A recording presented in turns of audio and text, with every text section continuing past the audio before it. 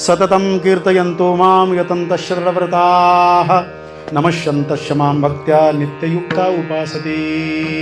किंवा माझे स्वरूपी ज्याचे चित्त अखंड जडले भजनयुक्त त्यासी बोलिजे मद्भक्त तेची संतपई सर्जनी.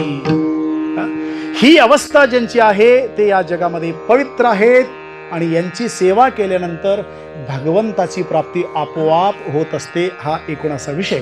आता वास्तुशांतीच्या निमित्ताने आपला या ठिकाणी कीर्तन सेवा चालू आहे.